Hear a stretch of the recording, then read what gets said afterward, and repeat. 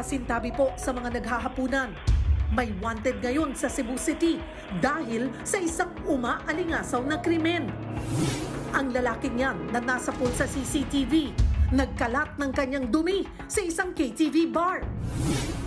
At habang nililinis ng staff ang iniwang mabahong bakas, sa kanya ginawa ang panlilimas. Ang buong kwento ng nanlilimahid na modus na yan, abangan. Ngayong ika-20 araw ng Nobyembre taong 2024.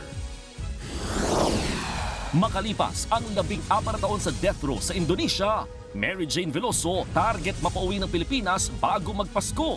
Hiling ng pamilya Veloso, wag nang ikulong dito sa bansa si Mary Jane. Plano ni DILG Secretary John Vic Remulla na bawasan ng mga general sa PNP, pinalagan ni Senator Bato. Pareho ang pangalan pero magkaiba ang pirma. Bistado yan sa mga resibo ng mga ahensyang hinawakan ni Vice President Sara Duterte. Sa pool sa video, tulay sa Cagayan, tinangay ng rumaragas ang ilog. Habang ang mga binhang eskwelahan, maghahabol ng klase kaya may pasok kahit Sabado. Babae sa Las Piñas, halos 30 beses pinagsasaksak. Ang sospek, sarili niyang mister. Babaeng kumuha ng Certificate of No Marriage o Senomar, nagulantang ng malamang kasal na siya sa isang Indian. Lalaking nagpabunot ng ngipin, bakit biglang lumobo ang pisngi? Mainit-init pa sa showbiz. Dominic Roquette, Sue Ramirez, spotted na namang magkasama sa Siargao. Sila na ba? Yan at iba pang frontline news sa showbiz, ihahatid ni kapatid star Sam Coloso.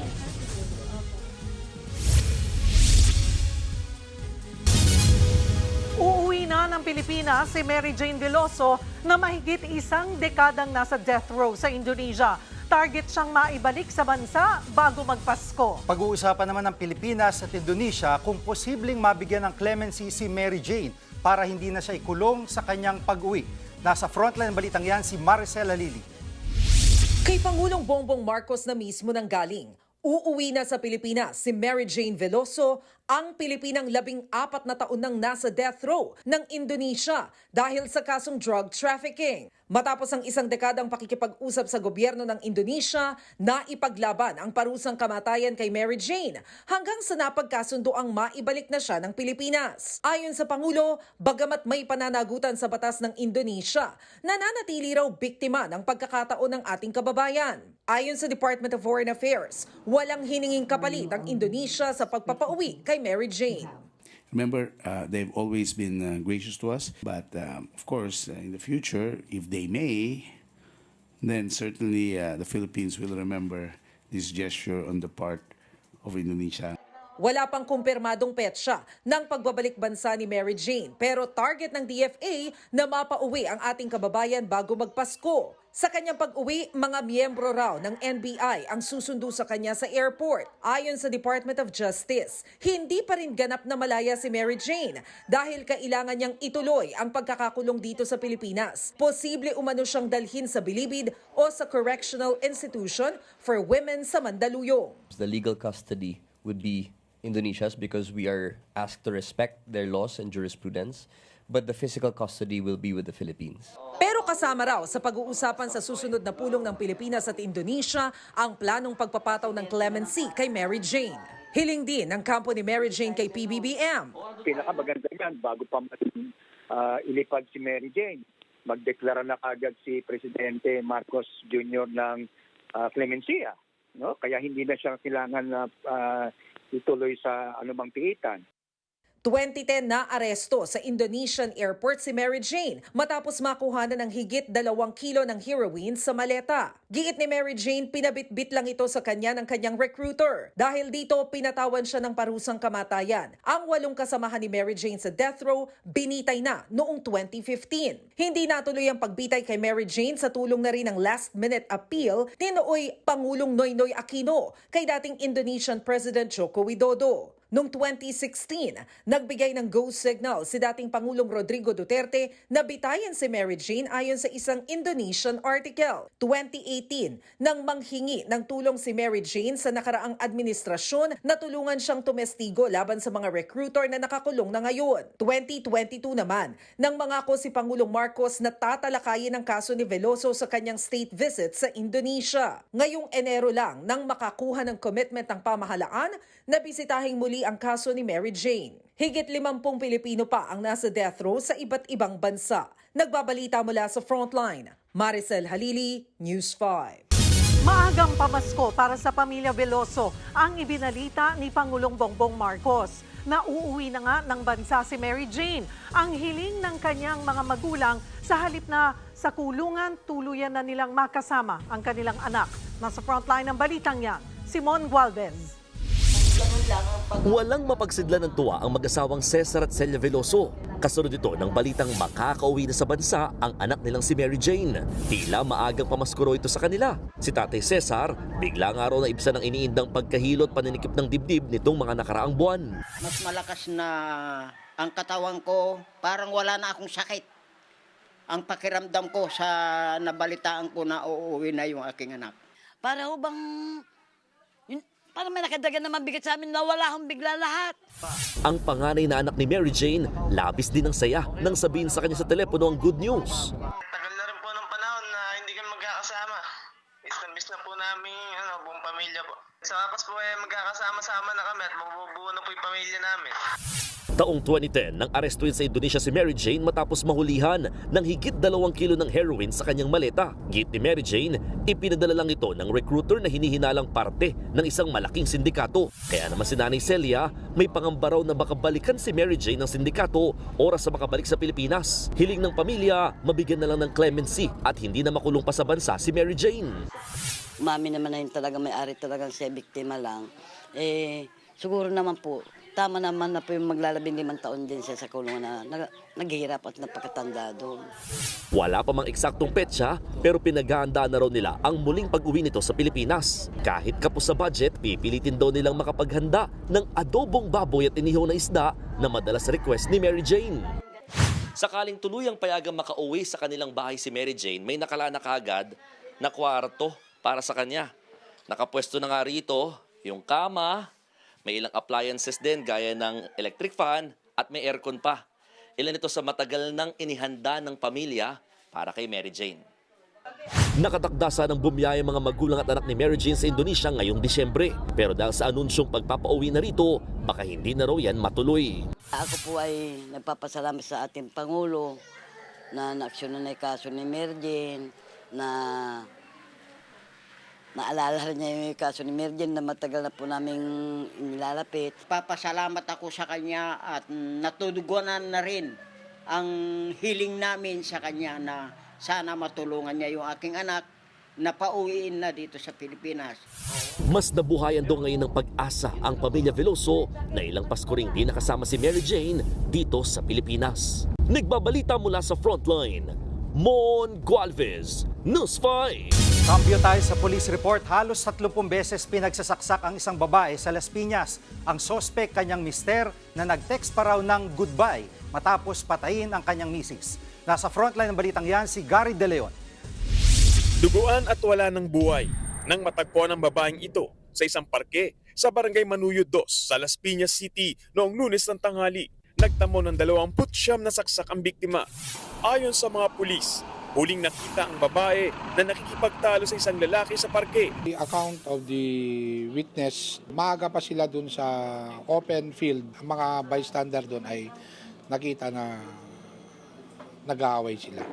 Nakita naman ng mga pulis sa crime scene ang cellphone ng biktima. Napansin nilang may text na natanggap ang babae na ang nakalagay ay goodbye. Ang text na yan nanggaling pala sa asawa ng biktima. Pero blanco pa rin ang mga pulis sa pagkakakinanlan ng babae hanggang sa tumawag sa cellphone ang isang delivery rider na maghahatid sana ng in-order online ng biktima.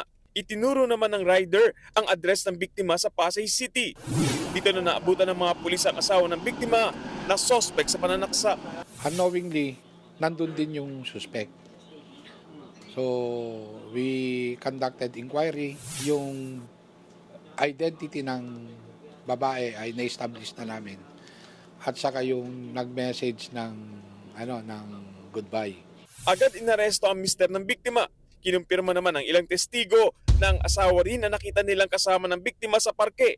Selos sa nakikitang motibo sa krimen. Hiwalay na raw ang biktima sa sospek. Pinagseselosan daw ng mister ang bagong kaibigang lalaki ng kanyang misis. Todo tanggi naman ang sospek sa pagpatay sa misis. Wala po akong kinalaman. Bakit? Inosente po ako. Sa bahay po ako nung nangyari. Naharap sa kasong parricide ang sospek. Nagbabalita mula sa frontline. Gary De Leon, News 5. Magkabilang sunog ang sumiklab sa San Juan at Pasig. Ang mga residente walang naisalbang gamit. Nasa frontline ng balitang yan, si Faith Del Mundo. Matinding apoy kagabi ang bumalot sa mga bahay sa Barangay Manggahan sa Pasig.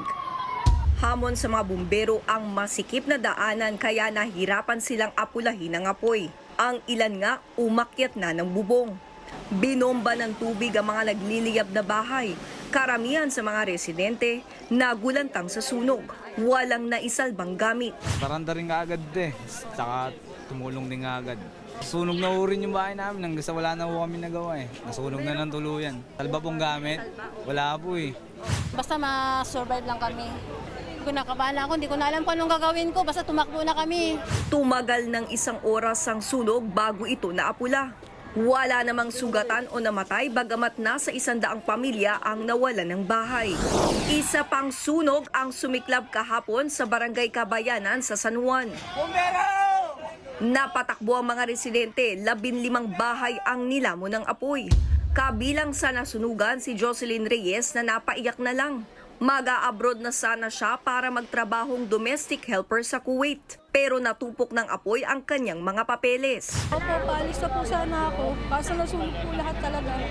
Ang senior citizen namang si Heidi Mateo walang naisalbang gamit. Nervyos po. Ang lakas ng apoy. Ang hirap. Hindi namin alam kung paano. Tumagal ng 1 oras ang sunog bago ito naapula. 400,000 pesos ang halaga na napinsalang ari-arian. Wala namang nasugatan o namatay. Iniimbestigahan na ng BFP ang sanhi ng apoy. Nagbabalita mula sa Frontline, Faith Del Mundo, News 5.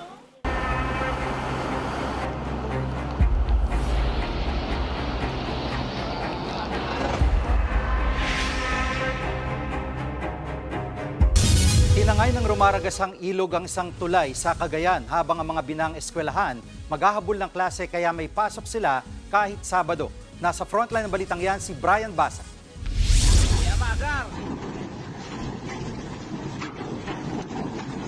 Dahil sa sunod-sunod na bagyong tumama sa bansa, umapaw ang Cagayan River at isa sa mga napinsala ang tulay na itong nagdurugtong sa mga bayan ng Apari at Camalaniugan. Problema ngayon kung paanong makakatawid ang mga residente. Ito lang kasi ang nagsisilbing pansamantalang daanan habang tinatapos pa ang bagong Camalaniugan-Apari Bridge. Sa Tuguegarao City, humuhupa na ang baha.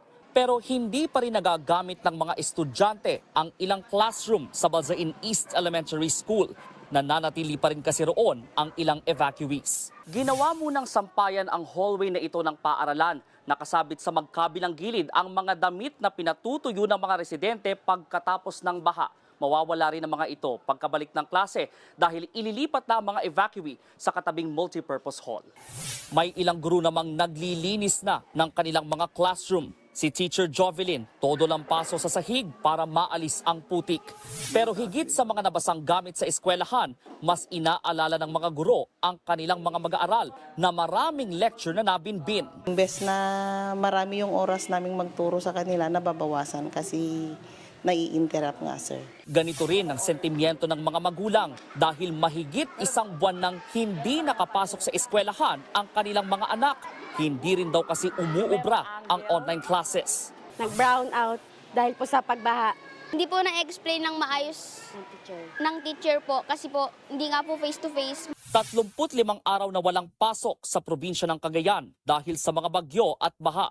higit 250,000 estudyante ang apektado. Kaya para makahabol, magkakaroon ng remedial classes simula ngayong buwan hanggang Enero ng susunod na taon. Nagbabalita mula sa Frontline, Brian Basa, News 5. Winasak ng bagyo ang bahay kaya walang matuluyan at wala pang ayuda. Ganyan ang sitwasyon ngayon ng mga residente sa Catanduanes. Live mula sa Virac, Catanduanes, nasa frontline ng balitang yan, si Gio Robles. Gio, anong lagay ng mga residente dyan? Cheryl, mistulang palaboy-laboy ngayon ang mga residenteng nawalan ng tirahan sa hagupit ng Super Typhoon Pipito dito sa Catanduanes. Ang masaklap pa, paubos na ang ayudang pagkaing ipinamahagi sa kanila ng gobyerno. Tanging ang sidecar ng tricycle na ito na nilagyan ng trapal ang nagsisilbing tahanan ng pamilya ni Joan Eugenio sa barangay Bagatabaw sa bayan ng Bagamanok, Catanduanes. Ang mga posting ito na lang kasi ang natira sa kanilang bahay matapos wasaki ng storm surge o daluyong ng super bagyong Pipito. Palaboy nga. Wala na, kahit pang bubong wala na. Tapos mga kahoy wala rin. Isa lang ang bahay ni Joan sa daang-daang bahay na pinatumba ng bagyo. Sa bungad pa lang ng bayan ng Bagamanok, tatambad na ang hile-hilerang nasirang tahanan. Kahit pa ang sementadong bahay ni Imelda, hindi nakaligtas sa malalaking alon. Takaw, parang ipo-ipo. Diyan sa bahay namin, parang gumaganyan na. Parang umiikot na dyan sa taas namin. Dahil sunod-sunod na bagyo ang humagupit sa isla, problema ng LGU ang paubos ng ayuda para sa mga residente. Maging ang Quick Response Fund nila hindi na sapat. Kung si Mayor Odilon Pascua ang tatanungin, posibleng abuti ng higit 1 taon bago makabangon ang mga residente. Yung pinakamalaking concern ko dito yung sustainability ng mga evacuees. Yung mga totally damaged, hindi na talaga namin kaya. Nananawagan naman ang mga taga-Bagamanok ng tulong para muling maayos ang kanilang tirahan. Kahit yung mga materialis na lang, sir, kahit hindi na pera, makatayo lang ng bahay. Dahil talagang walang-wala eh. Gusto ko pong humingi ng tulong. Kahit po piso, pambili po ng pako. Salamat po, sir. Sa tala ng NDRRMC, mahigit 1 milyong individual ang apektado ng mga mapaminsalang bagyong Nika, Ophel at Pipito sa buong Kabikulan.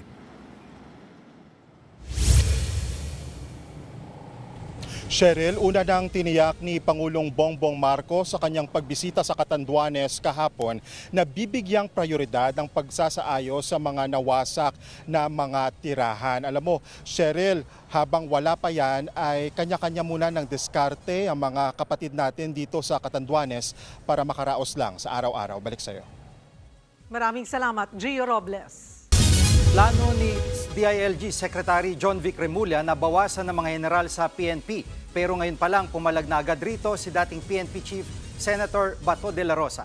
Nasa frontline ng balitang yan si Mean Los Baños.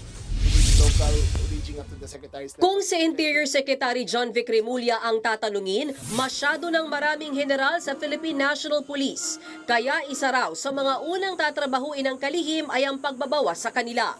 Inilatag ni Remulla ang plano sa pagsalang niya sa Commission on Appointments ngayong araw. Ayon kay Remulla, nasa 225,000 ang police force, 153 ang general at 20 dyan ay walang direct command o walang tao sa ibaba nila. It's like having too many cooks in the kitchen. Parang kung wala namang ginagawa yung kusinero doon sa loob ng kusina. Posibleng 100 general daw ang matira. Pakiusap naman ni Senator Bato de la Rosa na dating PNP chief, dahan-dahanin ang plano para di maapektuhan ang moral ng mga pulis. I-take into consideration rin natin yung moral and welfare ng mga officers na andyan dahil pag-graduate ng PNPA, ambisyon na nila yan. Na dito ako ma-assign, kailangan dyan ako mag-general. Pangarap ng lahat ng pulis ay maging general. It becomes a right rather than a privilege to become a general. So I propose that it be based on merit and it be based on need and it be based on function. Paliwanag ni Secretary Remulla, hindi naman mamadaliin ang proseso. Pag-aaralan daw itong mabuti at ang pinakamahalaga, tuloy-tuloy ang dialogo sa pagitan ng DILG at PNP. Aminado naman ang kalihim, merong mga ayaw sa plano pero meron din naman daw na sang-ayon dito. Nilinaw din ni Remulla na walang tatanggalin sa mga nakaposisyong general ngayon. Ang binabantayan lang ay mga magreretirong general at aaralin kung dapat bang palitan ang mababakante nilang posisyon. Ang kailangan gawin ay pag-aralan kung deserving pa talaga o kailangan ba talaga ng star rank nung posisyon na yon. Kailangan din daw amyendahan ang batas. Sa ngayon, sumusunod ang PNP sa proseso ng Civil Service Commission kung saan tuwing 3 taon pwede mag-promote. Hindi gaya sa Armed Forces of the Philippines sa tuwing 5 taon ang promotion. Mabigat din daw sa budget ng gobyerno ang lumulobong numero ng mga general sa PNP. Nakausap na rin daw ni Remulla si Pangulong Bongbong Marcos at pumayag ito sa pagbabawas ng mga general. Nagbabalita mula sa Frontline, Mean Los Baños, News 5. At para naman sa ating maiinit na showbiz update, sasamahan tayo ng isa sa mga pinaka-sinusubaybayang kapatid artist ngayon. Ang ating OG Spin Gorgeous host at co-star sa hit TV5 sitcom na The Purse Family, Sam Coloso. Sam, welcome sa Frontline Pilipinas. Maraming salamat, Cheryl. Mga kapatid, diretso na tayo sa mga maiinit na showbiz updates. Ngayong Miyerkules, ibang level ang set ng pelikulang The Kingdom. Sa isang post, ipinasilip yan ng M-Quest Ventures mula sa Mala Session Hall na set. Opisina na mataas na opisyal at pati na sa mga simbolo, talaga namang on point. Official entry ang The Kingdom para sa Metro Manila Film Festival ngayong taon. Bida dyan, syempre, sina Bossing Vic Soto at Piolo Pascual. May hangover pa ng Grand Beanieverse concert ang fans ng Beanie. Pero looking forward na sila sa bagong song at upcoming concert agad-agad. If you like me, think twice. Are you naughty or nice? Maybe add a little spice. Yan ang patikim sa inaabangang single ng Beanie na Blink Twice. Inanunsyo yan sa kanilang concert kagabi. Waiting pa ang Blooms kung kailan i-re-release ang new song. Posibleng live nilang i-perform ang Blink Twice sa next nilang concert sa February 15 next year. Ito ang Grand Beanieverse, The Valentine Repeat. Ang tanong ng fans, saan kaya yan gaganapin? Habang wala pang sagot dyan, simulan na raw ang pag-iipon ng pambili ng ticket. Marami pa tayong showbiz update, kaya tutok lang mga kapatid. Susunod, lalaking yan na sa pool sa CCTV may mabahong modus. Babaeng kumuha ng Senomar, nagulat nang malamang kasal na raw siya sa isang Indian national. At Sue Ramirez at Dominic Roque spotted together again sa Siargao. Abangan ang lahat ng yan sa pagbabalik ng Frontline Pilipinas.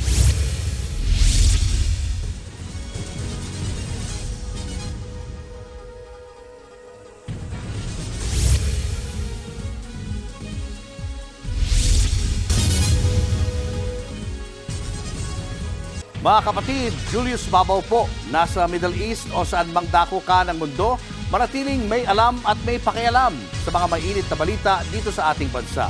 Simulan po natin ang bawat araw sa tuloy-tuloy na balitaan sa Frontline. Mag-follow at mag-subscribe sa social media pages ng News 5. Pasintabi po sa mga naghahapunan, wanted ang isang lalaki sa Cebu City dahil sa mabaho niyang modus. Literal na nagkakalat siya ng dumi sa isang KTV bar at habang nililinis siya ng staff ng bar, ninakaw naman niya mga cellphone ng mga empleyado. Nasa Frontline balitang yan si John Aroa. Masdan ang lalaking ito sa loob ng isang KTV bar sa Panagdaig, Cebu City nitong Lunes ng hapon. Kita sa CCTV na tila may dinampot na bagay ang lalaki sa isang sulok. Maya-maya, lumapit siya sa front desk ng bar. Kinuha na pala ng lalaki ang 2 cellphone ng mga empleyado ng bar. Kwento ni Stephanie na isa sa mga ninakawan, mag-isang dumating ang suspect sa bar noong umaga pa lang. Nakipag-inuman daw siya sa iba pang customer, pero hindi na malaya ni Stephanie na nakatulog ang suspect sa KTV room nila. Kinabukasan, tumambad sa mga empleyado ang nagkalat na dumi ng suspect sa loob ng CR at KTV room. Lumapit yung owner namin na lalaki. Sabi niya, yung CR daw mabaho, nakakalat yung brief niya. Sabi lang niya na, pasensya ka na ha, hindi ko yun na hindi niya sinasadya.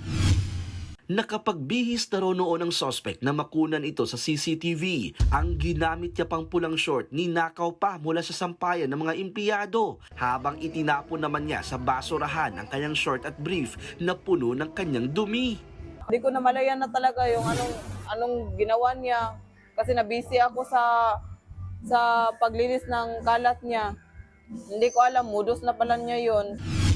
Inaalam na ng mga pulis ang pagkakakinala ng suspect. Tinutugis na siya. Nagbabalita mula sa Frontline, Jan Arua, News 5. Kinwestiyon sa Kamara ang resibo ng confidential funds mula sa mga opisinang hinawakan ni VP Sara Duterte. Nakita kasing pareho ang pangalan pero magkaiba ang pirma. Nasa frontline ng balitang yan, si Marian Enriquez. Sa 4,000 resibo na pinasa ng Office of the Vice President at DepEd sa COA para ipang-liquidate sa confidential funds ni VP Sara Duterte, may mga questionableng acknowledgement receipt. Kung kaduda-duda na sa mga mambabatas ang naunang resibo ni Mary Grace Piatos na tingin nila gawa-gawa lang, kanina isang pangalan ulit ang nagpataas sa kilay ng House Committee on Good Government.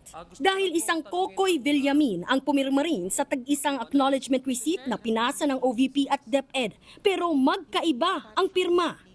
I think this is just the tip of the iceberg, Mr. Chair. If we go deeper into this, mukhang widespread po ang nangyaring pag-aabuso sa pondo po ng ating gobyerno, Mr. Ito pang isang kaduda-duda. Nagawa raw ng nag-iisang Special Disbursing Officer o SDO na si Edward Fajarda na ipamahagi ang milyon-milyong pisong confidential funds ng DepEd sa 26 na magkakaibang lugar at probinsya sa loob lang ng isang araw. Tanging SDO lang ang otorisadong mamahagi ng confi funds at tumanggap ng acknowledgement receipts. Give him a helicopter, I don't think he'll do that in one day. So it really raises a question. How did SDO Fajardo certify and say that he personally disbursed this?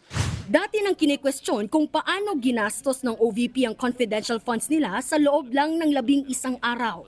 Kaya ang mga mambabatas nagtataka bakit minadali ang pag-release ng pondo. Samantala, dumalo na sa hearing kanina ang Chief of Staff ni VP Sara na si Attorney Zulaika Lopez. Pero wala raw siyang kinalaman kung paano ginastos ng OVP ang confidential funds nila. Ang Assistant Chief of Staff naman ng Bise na si Asek Lemuel Ortonio, na kasama sa 4 na unang pinakontempt dati ng komite, pinakontempt ulit kanina. Sumulat kasi siya na alisin na sana ang contempt at arrest order sa kanya para makadalo na siya sa susunod na pagdinig. Hindi rin matukoy ng mga OVP officials kung nasaan mismo ang 4 na mga opisyal na pinakontempt ng komite. Ito'y kahit pa may travel authority o may kinalaman sa trabaho ang rason ng pagliban nila ngayong araw. Duda tuloy ng mga kongresista, tila sinasadya ang pag-iwas na dumalo dito sa pagdinig. Samantala, nauna nang nagsabi si VP Sara na hindi na siya kailanman dadalo sa mga pagdinig ng komite. Ipagpapatuloy pa ang hearing sa susunod na linggo. Nagbabalita mula sa Frontline, Marian Enriquez, News 5.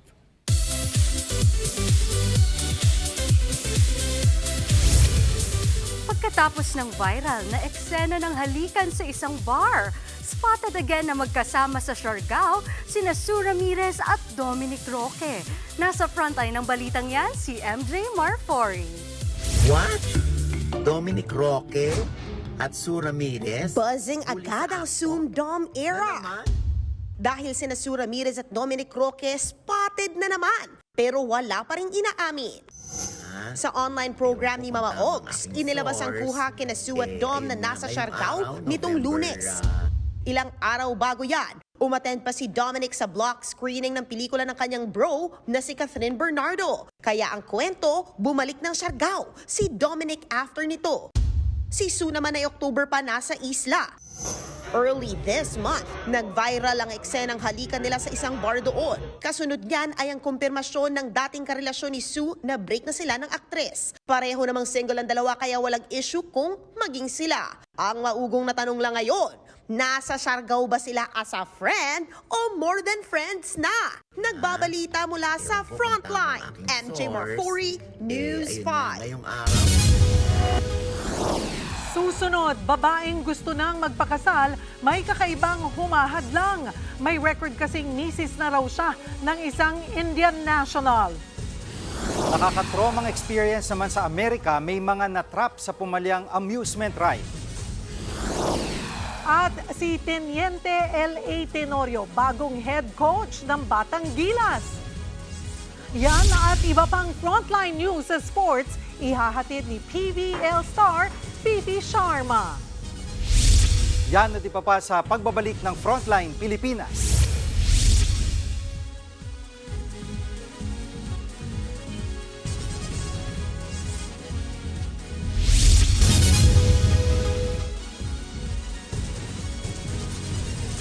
Mga kapatid, Julius Babaw po. Nasa Middle East o sa amang dako ka ng mundo, manatiling may alam at may pakialam sa mga may init na balita dito sa ating bansa. Simulan po natin ang bawat araw sa tuloy-tuloy na balitaan sa Frontline. Mag-follow at mag-subscribe sa social media pages ng News 5. Nagulat ang isang babaeng kukuha ng Senomar o Certificate of No Marriage sa Negros Occidental. Nadiskubre niya kasing kasal na pala siya at hindi pa niya kilala. Nasa frontline ng balitang yan, si Ria Fernandez.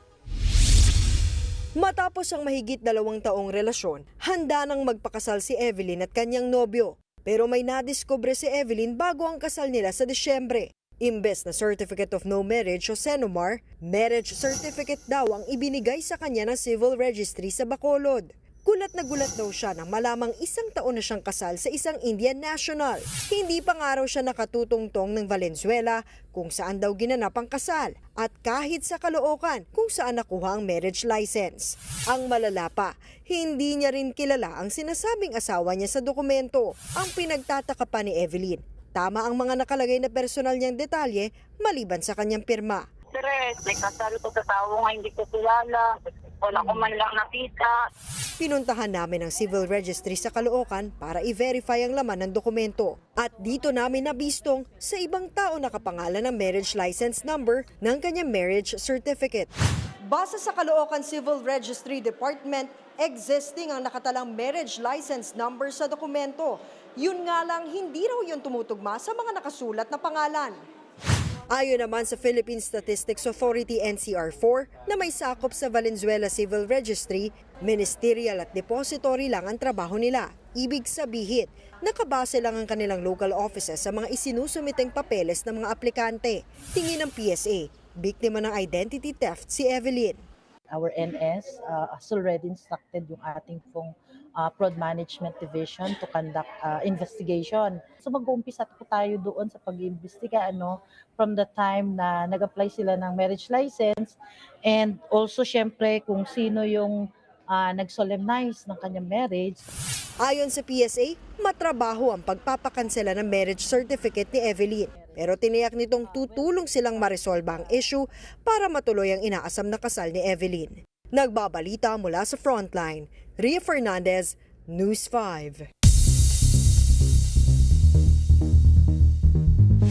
2 oras na natrap habang nasa area ang mga sakay ng pumalyang ride sa California sa Amerika.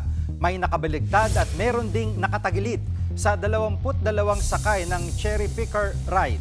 Bigla kasing huminto ang ride dahil sa technical problems. Nagtiis sila sa ganyang posisyon hanggang sa dumating ang mga rescuers. Nasagip naman lahat at walang nasaktan, bagamat 2 kinailangang isakay sa wheelchair.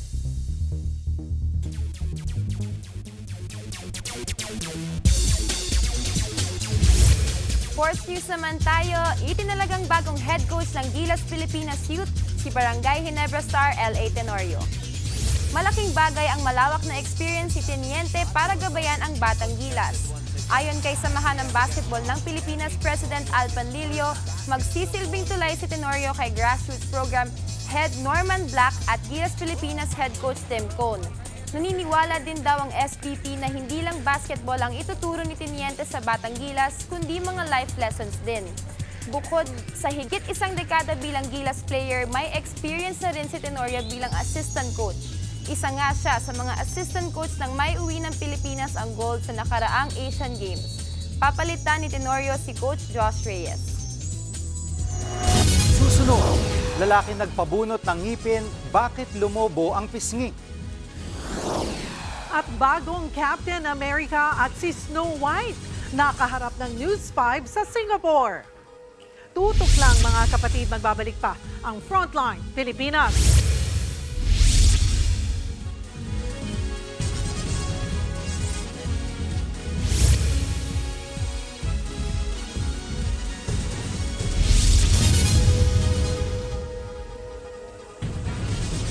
Mga kapatid, Jiggy Manikad po, nasa Middle East o saan mang dako ka ng mundo, manatiling may alam at may pakialam sa mga mainit na balita dito sa ating bansa. Simulan natin ang bawat araw sa tuloy-tuloy na balitaan sa Frontline. Mag-follow at mag-subscribe sa social media pages ng News 5. Lumobo ang pisngi ng isang lalaki sa San Pablo, Laguna matapos umanong magpabunot ng ngipin. Pero lumabas sa pagsusuri na meron pala siyang mas malalang kondisyon. Nasa frontline ng balitang yan si Mobile Journal Yeda Pascual. Dahil daw sa nabunot ng ngipin, kaya lumobo ang pisngi ng isang padre de pamilya sa San Pablo, Laguna. Pero ito ay dahil na pala sa isang uri ng cancer.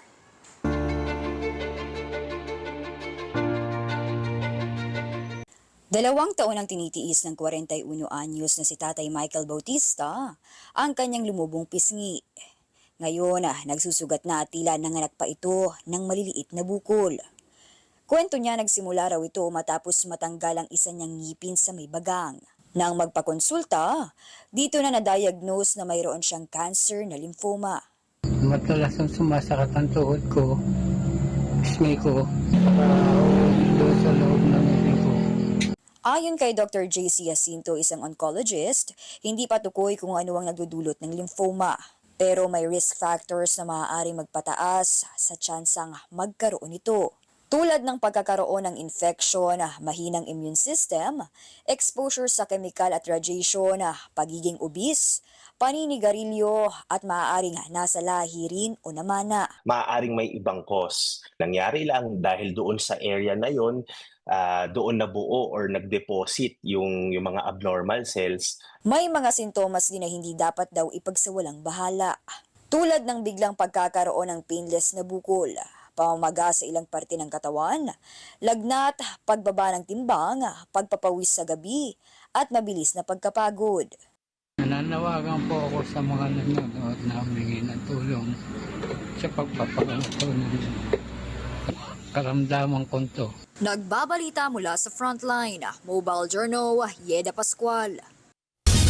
Susunod, bagong Captain America at si Snow White nakaharap ng News 5 sa Singapore. Marami pa kayong mga balitang dapat malaman sa pagbabalik ng Frontline Pilipinas. Mga kapatid, Jiggy Manikad po, nasa Middle East o saan mang dako ka ng mundo, manatiling may alam at may pakialam sa mga mainit na balita dito sa ating bansa. Simulan natin ang bawat araw sa tuloy-tuloy na balitaan sa Frontline. Mag-follow at mag-subscribe sa social media pages ng News 5.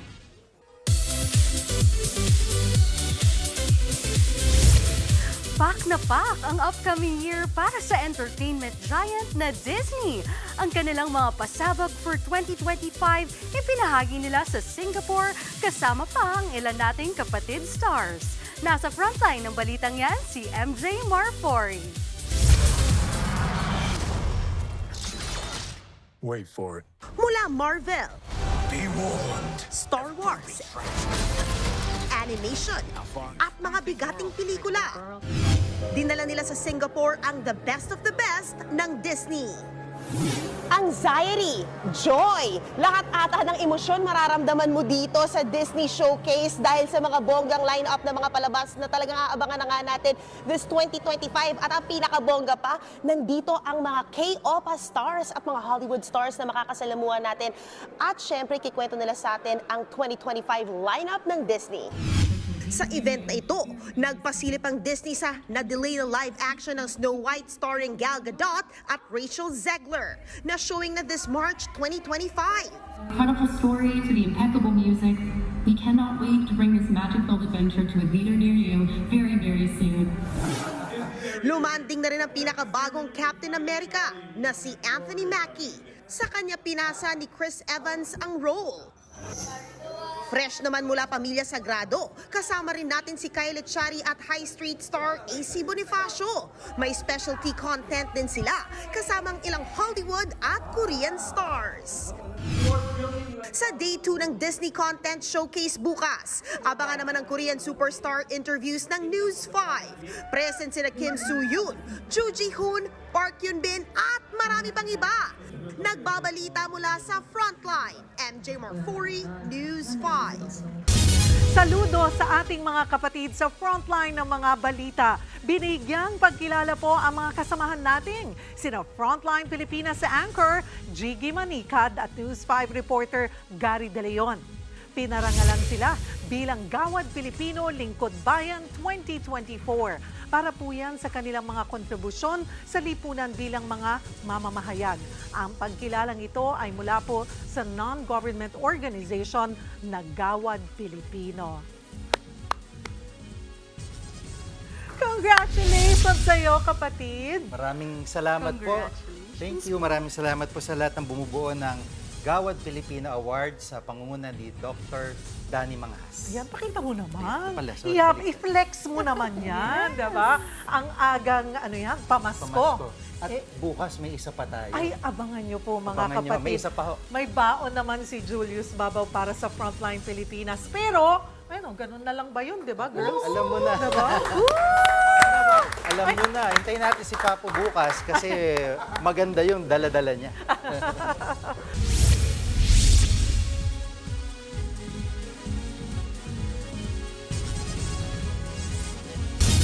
Arestado ang isang senior citizen na nagpapanggap umanong abogado sa Valenzuela. Ang ginagamit na pagkakakilanlan ng suspect halos 4 na dekada ng patay. Nasa frontline ng balitang yan, si Elaine Fulgencio.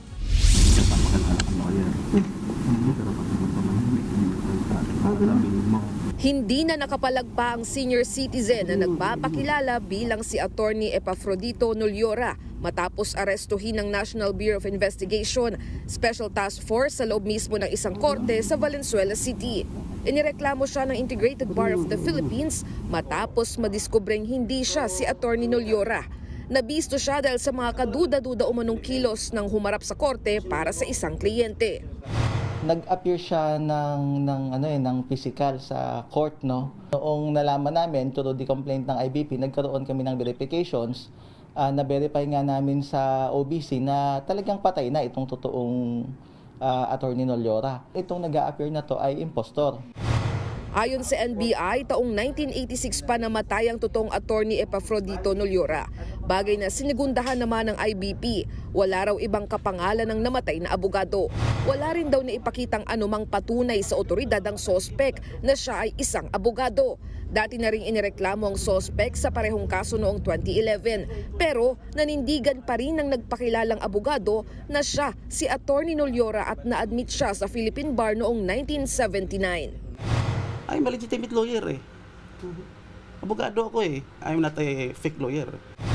Hinihikayat naman ng otoridad ang mga naging kliyente ng umano'y peking abogado na lumutang at makipagtulungan sa investigasyon. Pwedeng mapawalang visa yung mga nirepresent niya. Sa mga naging kliyente niya, siguro seek po ng assistant sa ating PAO siguro or sa IBP rin para humatulungan sila. Inaalam pa ang totoong pagkakakilanlan ng nagpakilalang abogado. Dinala na siya sa NBI Detention Facility at mahaharap sa reklamong usurpation of authority. Nagbabalita mula sa Frontline, Elaine Fulgencio, News 5. Bangkay nang natagpuan sa isang reclamation area ang isang babae sa Cebu City. Hinala ng kanyang mga kaanak may kinalaman ang krimen sa mga naka-meet up ng biktima mula sa nakilala niya online. Nasa frontline balitang yan si John Aroa. Nakadapa sa mabatong bahagi ng tabing dagat ng matagpuan ang bangkay ng babaeng yan sa South Road Properties, isang reclamation area sa Cebu City. Kinilala ang biktima na si Neca Denise Lagria, 22 anyos na residente ng barangay Yati sa Liloan, Cebu. Labis ang hinagpis ng mga kaanak ng biktima nang makita na nila sa morgue ang bangkay ni Neca. Nanghilabot sa akong manghod nga unta makonsensya lang unta ka ug magpakita ka nga imong ilabta ng akong manghod mo silindir lang ginuta ka.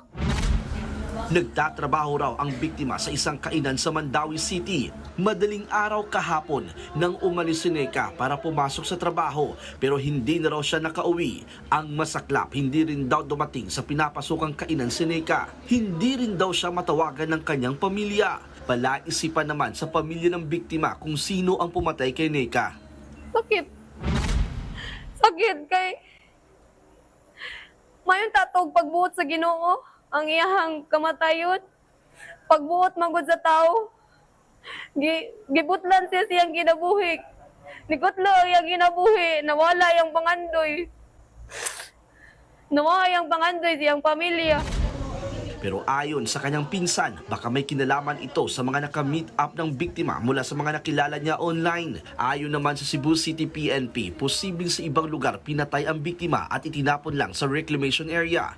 Hawak na rin ng mga pulis ang CCTV na tugma sa pahayag ng mga testigo. Mayroon na rin daw silang lead sa person of interest sa krimen. Based on the witness, may sinakyan lang na nagtapon doon sa victim natin.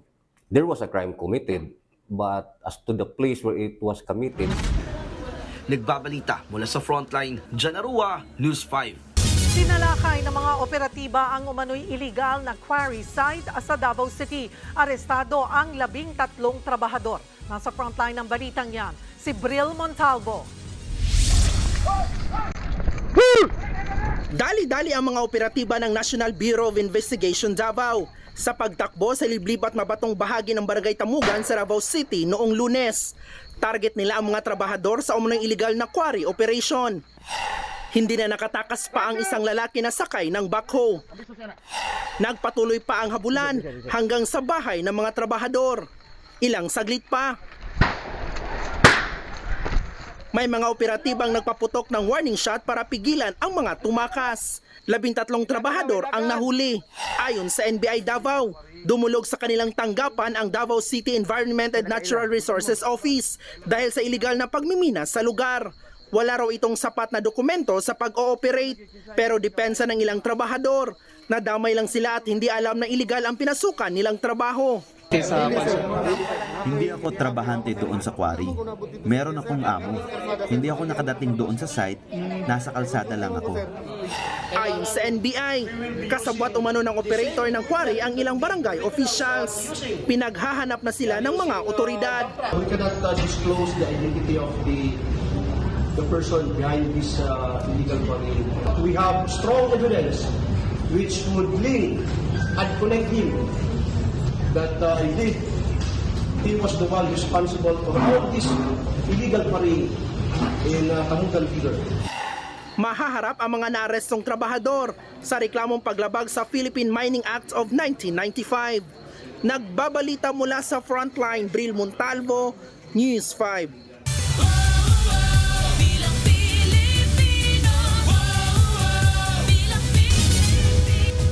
Sinanay ng mga election officers sa paggamit ng automated counting machine para sa Bilang Pilipino 2025. Nasa frontline ng balitang yan si JC Cosico. Sumalang sa hands-on training sa paggamit ng automated counting machine o ACM ang mga election officer ng COMELEC para sa Bilang Pilipino 2025. Bawat table may kanya-kanyang unit para maturuan sila sa mga parte at kung paano ito gagamitin. Tiyempo yan sa Voter Education Roadshow ng COMELEC. Kinakailangan maipaliwanag ng mga local COMELEC namin, ng mga field personnel namin, yung paggamit ng makina, paano sila boboto nang naiintindihan ng lahat. Sa ngayon, dumating na sa bansa ang kabuuang 110,000 ACMs na gagamitin sa eleksyon. Hinihintay na lang ma-deliver sa Comelec warehouse sa Binyan, Laguna ang natitirang 9,000 units ng makina. Sa Disyembre rin target ilabas ng Comelec ang final list ng mga kandidato sa eleksyon pati na pag-imprenta sa mga balota. Kaya sinisimulan na rin daw ng poll body ang pagresolba sa nuisance cases ng mga local candidates. Una nang idineklara ng Comelec na nuisance o panggulo lang ang nasa 117 senatorial aspirants sa eleksyon. Pero pwede pa naman daw yang iapela. Katunayan, may 7 na raw na naghain ng motion for reconsideration. Madami po dyan, sa Facebook pa lang, sa accounts nila, makikita nyo na hindi naman seryoso yung kanilang pagtakbo. Bakit naman natin papayagan na binabalahura ang ating halalan? Samantalang merong mga seryoso, credible at tunay na mga kandidato sa posisyon. Sa ngayon, 66 na senatorial aspirants ang itinuturing ng Comelec bilang valid at lehitimong kandidato. Nagbabalita mula sa Frontline, JC Cosico, News 5. Pabor ang Department of Education sa panukala ng Department of Interior and Local Government na repasuhin ang patakaran sa class suspension tuwing may bagyo. Ayon sa DepEd, dapat magkasundo na ang iba't ibang ahensya ng gobyerno kung kailan talaga dapat nagsususpindi ng klase.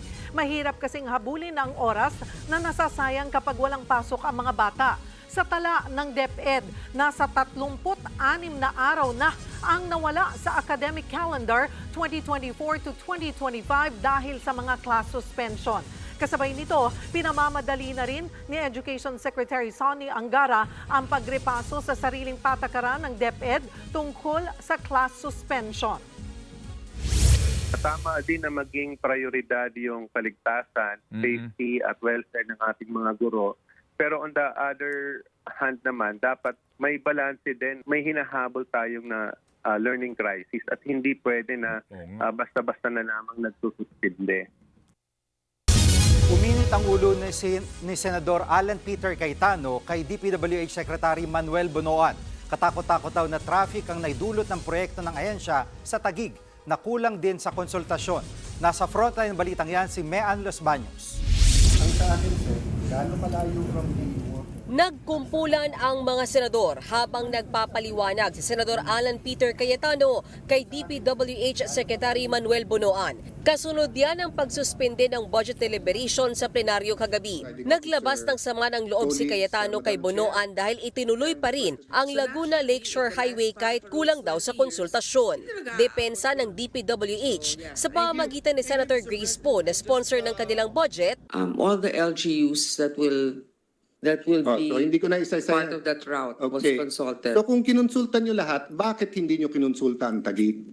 8 kilometers ang dadaanan sa Taguig, sisirain yung buong view ng lakeshore ng Taguig. Make a stand. Malalang traffic daw ngayon ang dulot nito sa Taguig. Hindi na nakasagot pa ang DPWH dahil uminit na ang ulo ng senador. Gagawin yung 2 oras traffic namin, lipat nyo opisina nyo doon. Kayo tumira doon. Gagawa kayo ng highway, sasabihin nyo sa lahat ng taga Laguna, 15 minutes, 30 minutes na lang. Hindi nga makakatawid ng kali ngayon ng 20 minutos eh. Nang magbalik ang sesyon, napagkasundo ang pag-uusapan ulit ng DPWH at Taguig ang issue. Sa parehas na pagdinig, paulit-ulit ding tinanong ng mga senador, ano na raw ba ang napala sa bilyon-bilyong pisong halaga ng flood control projects ng DPWH? Giit na mga senador, sa dami daw ng proyektong ito, dapat sana nasolusyonan na ang pagbabaha sa maraming lugar sa ating bansa. Nasilip ang questionableng flood control projects kasunod ng mga bagyo. Mungkahin ni Senator Mig Zubiri, maraming nakikitang project dahil sa baha. Walang nagigiba, walang bakal, walang kabilya. Diba? Sana naman ma-blacklist na yung mga yan. Bandang huli lumusot din ang 900 billion pesos na panukalang budget ng DPWH. Nagbabalita mula sa Frontline, Mean Los Baños, News 5. Mas dumarami raw ang mga scammer kapag papalapit ang Pasko dahil maraming may ekstrang pera. Kaya ang DICT at Bangko Sentral ng Pilipinas may paalala sa publiko para hindi mabudol. Nasa frontline ng balitang yan, si Gerard de la Peña. Minsan ang nakatanggap ng text ang freelancer na si Roven na inakala niyang galing talaga sa telco niya. Sa unang tingin niya naman, mukhang lehitimo dahil may pangalan ng telco na nag-aalok ng murang gadgets. Dahil naingganyong bumili, chinek niya ang pinadalang link at umorder siya gamit ang kanyang credit card. Pero ang link, scam pala. Nalaman na lang niya na makatanggap siya ng text na may nagtatangkang gumamit ng credit card niya sa ibang bansa pero hindi gumana dahil lagpas ito sa credit limit niya. Kasi sa iPad kasi siyempre 340 na, tapos magkaka-iPad ka or 69 pesos magkakaroon ka ng extra smartphone. Never again. Please think before you click. Babala ng Department of Information and Communications Technology o DICT, talagang talamak ang mga scam tuwing magpapasko. Dahil alam na mga scammer na marami ang may ekstrang pera. Yung mga kababayan natin siguro, paalalahanan natin na maging mapagmatsyag, mapagbantay, maging maduda sa mga text messages at saka yung mga tumatawag sa kanila. Para makatulong sa awareness ng publiko, naglunsad naman ang Bangko Sentral ng Pilipinas ng Financial Education Modules na timing daw pangontra sa mga bantay sa lakay ng mga scammer. Uploaded yan sa website ng BSP at ipapamahagi rin sa mga ahensya ng gobyerno. Importante ito para yung lalo na ngayon ang dami-dami mga scam. When you're financially educated, madidetect mo na kung scam ba ito at kunyari maloko ka man, alam mo kung saan ka pupunta. Payo ng BSP sa publiko, huwag ibibigay kahit kanino ang one-time password o OTP na ipapadala ng credit card, bangko o e-wallet. Huwag magkiklik ng mga link at huwag din basta-basta magbibigay ng personal na impormasyon sa mga tumatawag at nagte-text na hindi kakilala. Nagbabalita mula sa Frontline, Gerard de la Peña, News 5.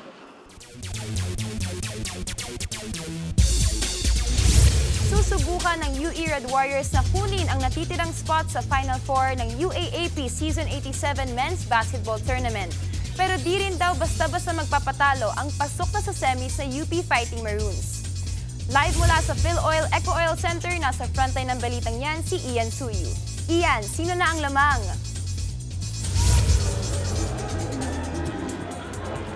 Fifi, the stakes have never been higher. All out na nga ang University of the East para sa kanilang huling tsansa na makapasok sa Final Four kontra sa University of the Philippines dito sa UAAP Men's Basketball Tournament sa San Juan City. Yun nga lang, tila nagiging mailap na ang tsansang yan dahil kasalukuyang labang ang UP 74-63 with 33 seconds remaining ngayong fourth quarter. Ito na marahil sana ang magiging pinakamalaking laro ng UE ngayong second round. Kung mananalo kasi sila ngayong gabi ay makukuha nila ang ika-4 at huling pwesto sa semis. Nauna nang nakapasok sa semis ang top-seeded Lasal at UP na parehong may twice-to-beat advantage. Pasok na rin ang UST na nasa third seed ngayon ng tournament. Ngayong gabi rin inaasahan ang pagbabalik ni UE center Precious Momoway matapos mahatulan ng 1-game suspension noong nakaraang linggo kontra UST. Bagamat non-bearing game na ito para sa UP, inaasahang hindi sila magpapatalo lalo't kailanganin nila ng mas malakas na momentum pagdating sa Final Four kontra sa UST. Fifi, kung sakali nga na hindi na magwawagi ang UE sa laro ngayon dahil lamang pa rin ang UP, ang tanging tsansa na lamang nila ay asahan na matalo ang Adamson sa susunod na laro pagdating ng Sabado kontra sa Ateneo Blue Eagles. At yan ang latest mula dito sa San Juan. Fifi? Maraming salamat, Ian Suyu. Update naman tayo sa PBL. Lumipat na sa Signal HD Spiker si dating Cherry Tigo libero Buding Doremdes. Inanunsyo ito ng Signal sa kanilang social media pages. Reunited si Buding kay Coach Shaq de Los Santos na nakasama niya noon sa FEU Tamaraos. Malaking boost si Doremdes sa defense ng Signal at makakapalitan niya si Alas Pilipinas star Don Macandili Katindig. May isang panalo na ang Spiker sa ongoing conference at posibleng mag-debut bilang HD Spiker si Doremdes bukas laban sa kanyang former team. Tutok lang sa PBL All-Filipino Conference bukas, mapapanood ang mga laban sa One Sports, One Sports Plus at Pilipinas Live app.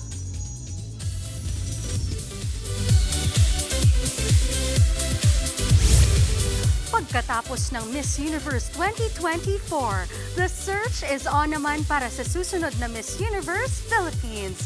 At ang local pageant organization sa Pampanga, inanunsyo na ang 16 hopefuls, kabilang ang isang trans woman. Siya si Kaylin Trajano, isang model at entrepreneur mula sa Porac. Si Kaylin ang first na trans na sumali sa local search at may chance rin na maging kauna-unahang trans woman na magko-compete para sa corona ng Miss Universe Philippines. Sa kanyang IG post, sinabi ni Kaylin na maraming beses na siyang na-reject pero hindi siya nag-give up. At ang kanyang goal, maging isang beauty queen with a true purpose. Heads up, Potterheads! May bagong role na gagampanan ang sikat na Weasley twins ng Harry Potter na sina James at Oliver Phelps. Personal pa nilang ibinahagi yan sa pagbisita nila rito sa bansa. Nasa frontline ng balitang yan si News 5 digital producer Von Belinario. The OG Weasley twins are here! At mas pinamagical nila James at Oliver Phelps ang lighting ceremony sa Harry Potter Floating Candles Tree sa BGC. Pero hindi lang yan. Nasa bansa ang mga gumanap na Fred and George Weasley para sa launching ng bagong streaming platform na Max. May bago rin kasi silang reality series dito na Harry Potter, Wizards of Baking na shot sa ilan nilang location sa OG Harry Potter movies. Napa-throwback tuloy ang dalawa. It was a very surreal thing. It was hard to believe that so many years had gone by since we were there, but it felt like no time had passed at all. It was quite eerie in that regard. It felt like I was 14 again at one point. But it was really great to be back there. It felt like no time had passed at all in between the last time we were filming there to there. So it was really cool doing that, but also being in an environment where we were with just such creative people in terms of the bakers. You know, it was amazing seeing these guys do their thing and do it so well. Dapat ding abangan sa Max ang prequel ng award-winning movie na Dune Prophecy. Eksklusibo natin nakakwentuhan ng isa sa mga main cast ng series na si Mark Strong na gaganap bilang Emperor Corino na isa sa mga magbibigay kulay sa series. I think he's more interesting than your average character like that because he has a vulnerability and an insecurity that you're not used to seeing in those kind of characters, and that for me was the interesting bit to play. Mapapanood ang dalawang shows na yan at iba pang hit movies, shows at brands sa Max na pwedeng ma-access via Signal. This is very important for Signal because now we're able to make our content lineup a little bit fuller.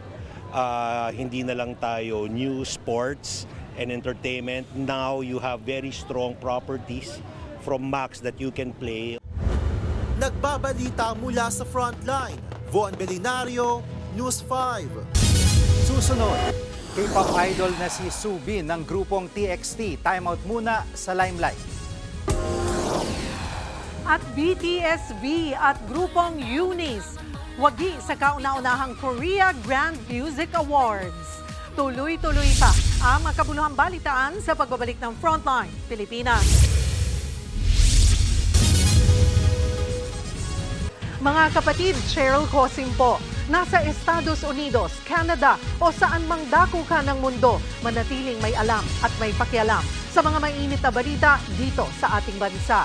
Simulan natin ang bawat araw sa tuloy-tuloy na balitaan sa Frontline. Mag-follow at mag-subscribe sa social media pages ng News 5. Nababahala ang Department of Health sa patuloy na pagtaas ng bilang ng mga batang 15 anyos pababa na maagang nabubuntis. Pero ano-ano nga ba ang rason sa lumulubong kaso ng childhood pregnancy sa Pilipinas? Nasa frontline ng balitang yan si Carrie Cator. 15 anyos pa lang ang anak ni Ederlyn nang ito'y mabuntis. 2021 nang magkaroon siya ng unang apo. Pero nasundan daw ito agad ng isa pa ng sumunod na taon. Kwento ni Ederlyn, grade 4 lang ang natapos ng anak. Kaya siya raw tuloy ang sumasalo ngayon sa pantustos sa kanyang mga apo. Galit ako kasi nga nag-aral pa siya eh. Lahat, hanap buhay ko naman nagtatapon ng basura eh. Yun ang alakal. Minsan, tubig lang pinapalilit ko minsan pag walang-wala. Kasama ang anak ni Ederlyn sa ikinababahalang pagtaas ng bilang ng childhood pregnancy ng Department of Health sa Pilipinas. Sa huling datos nga noong 2022, halos 6 na po sa kada 100,000 bata na edad 15 pababa ang nabubuntis sa bansa. Hindi pa kasama sa bilang na yan ang mga 16 to 18 years old na itinuturing din daw na menor de edad. Ayon sa DOH, kabilang sa mga pangunahing dahilan ng pagtaas ng kaso ng childhood pregnancy ang kakulangan ng edukasyon, exposure ng mga bata sa internet at socio-economic factors gaya ng kahirapan. Yung internet has a big influence on sexual behavior of our teens. And then there's peer pressure. Ang gusto ng iba makapag-asawa, makatakas sa poverty ng kanilang family. Babala ng DOH, posibleng magdulot ng iba't ibang sakit o komplikasyon ang pagbubuntis sa murang edad. Gaya na lang ng hemorrhage o pagdurugo at preeclampsia na isang uri ng hypertension o high blood pressure sa mga buntis. Pwede rin daw silang makakuha ng human immunodeficiency virus o HIV dahil sa pakikipagtalik. Yan ang nagko-contribute sa maternal mortality kasi hindi sila nagpapa-prenatal. They hide the pregnancy and they will just end up in the hospital when they are already in labor. Nakikipagtulungan na raw ang DOH sa Department of Education para tugunan ng issue. Tuloy-tuloy rin ang pagpapaigting ng kanilang family planning and development programs. Kabilang dyan ang pamamahagi ng contraceptives at ang bagong Urgent Care and Ambulatory Service o BUCAS program na isang primary health hub para sa mga nangangailangan. Nagbabalita mula sa Frontline, Carrie Cator, News 5. Na-sweep ng PLDT high-speed hitters ang Galleries Tower High-Risers para sa kanilang ikalawang panalo sa PBL All-Filipino Conference. Muntik pang makakomeback ang Galleries at lumamang sa third set, pero nagpakawala ng 10-2 scoring run ng hitters para selyuhan na ang panalo. Nagpaalala naman ang coach ng PLDT na huwag maging complacent sa mga susunod pang laro. Kapantay na ng PLDT ngayon ang Akari Chargers sa taas ng standings sa ongoing conference.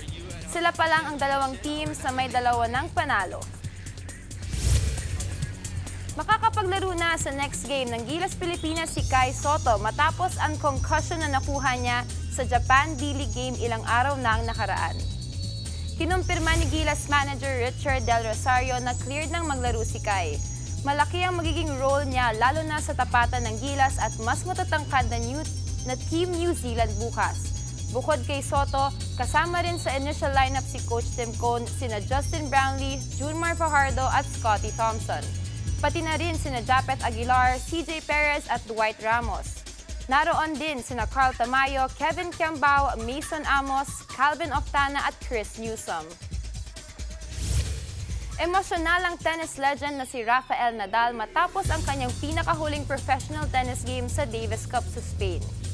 Maluha-luha ang King of Clay habang nagpapasalamat sa lahat ng fans at mga naging bahagi ng kanyang karera. Ngayong nagre-retiro na siya, proud daw si Rafa sa iniwan niyang legacy sa sport. Naka-22 Grand Slam titles si Nadal sa kanyang karera. Pinakamarami dyan ay sa clay court na French Open. Bumuhos naman ang mga mensahe ng pasasalamat kay Nadal at kabilang sa nagpasalamat sa kanya si Pinay tennis ace Alex Ayala na nag-train sa Rafa Nadal Academy. At yan ang ating daily dose ng sports news ngayong Wednesday. Thank you so much for tuning in. Ako po si Fifi Sharma.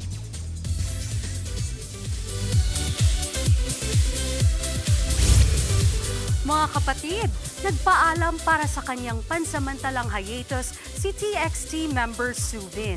Sa isang handwritten letter sa Weavers, nagsorry si Subin sa kanilang fans na nagulat sa ibinalita kahapon ng kanyang agency na Big Hit Music. Kahapon ibinalita ng Big Hit na di na muna makakasama sa mga upcoming activity ng grupo si Subin dahil sa health issues. Sabi ni Subin para mas makasama pa niya ang kanyang fans, kailangan niyang magkaroon ng oras para sa sarili. Share pa ng idol, nag-aalala nga siya na baka makaapekto sa lahat ng nakapaligid sa kanya ang kanyang desisyon pero nakausap naman na niya ang kanyang mga kagrupo. Sa kabila nito, nag-promise siya na agarang magpapagaling para mabilis ding makabalik sa grupo. Isa pang update sa K-pop world. Winner si BTS member V sa kauna-unahang Korea Grand Music Awards. Wagi siya sa category na Trend of the Year K-pop Solo. Sa group category naman, winner ang grupong Eunice. 3 miyembro ng grupong yan ay may lahing Pilipino. Bukod kay V at sa Eunice, panalo rin bilang Grand Artist ng grupong New Jeans. Organized ng isang kilalang Korean newspaper ang nasabing music awards para bigyang pagkilala pa ang mga natatanging talento sa mundo ng K-pop. At yan ang latest sa showbiz ngayong Miyerkules. Salamat mga kapatid. Ako po si Sam Coloso. Nag-enjoy ka ba, Sam? Yes, sobra po. Maraming salamat po sa mainit na pagtanggap sa akin dito sa Frontline Pilipinas. Super enjoy. Pati si Fifi. Yes. Oo, diba? May mga susunod pa yan, Fifi. Sana. Yes. Ayan, noted on that. Ayan. O mga kapatid, 35 days na lang, Pasko na. At yan po mga balita at impormasyong dapat niyong malaman sa araw na ito. Mga balita para sa may alam at may pakialam. Kami ang inyong mga kasangga sa Frontline Pilipinas.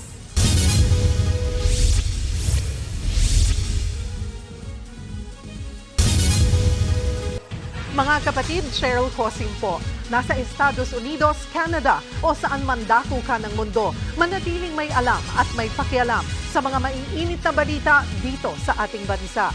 Simulan natin ang bawat araw sa tuloy-tuloy na balitaan sa Frontline.